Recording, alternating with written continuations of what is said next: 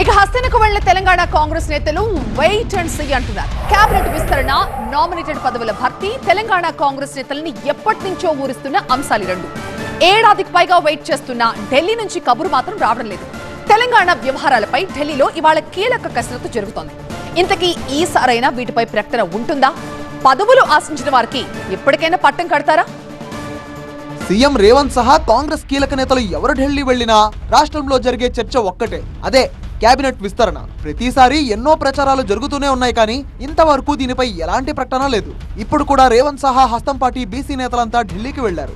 ఈ సందర్భంగా కేబినెట్ బెర్తల భర్తీపై ప్రకటన ఉంటుందనే చర్చ జోరందుకుంది. అయితే కేబినెట్ విస్తరణ గురించి తానేమీ మాట్లాడబోనన్నారు మంత్రి పొన్నం ప్రభాకర్. అది తన పరిధిలోని అంశమే కాదంటున్నారు.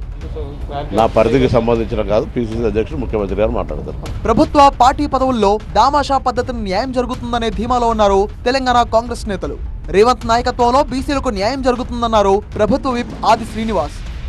బలహీన వర్గాలకు సంబంధించి రాహుల్ గాంధీ గారి ఆలోచన విధానానికి అనుగుణంగా గౌరవ ముఖ్యమంత్రి శ్రీ రేవంత్ రెడ్డి గారు స్వతహాగా వారి బీసీ బిడ్డ కాకున్నప్పటికీ వారి నాయకత్వంలో బీసీ కులగణన జరపడమే కాకుండా 40% రాజకీయ విద్య ఉద్యోగం ఇవ్వాలని బిల్లు ప్రవేశించిన తరుణంలో వారి ఆలోచన కూడా బీసీలందరికీ కూడా లబ్ధి జరగాలి, బీసీలందరూ కూడా అధికారం అందాలని చెప్పని ప్రయత్నం చేస్తున్నారు.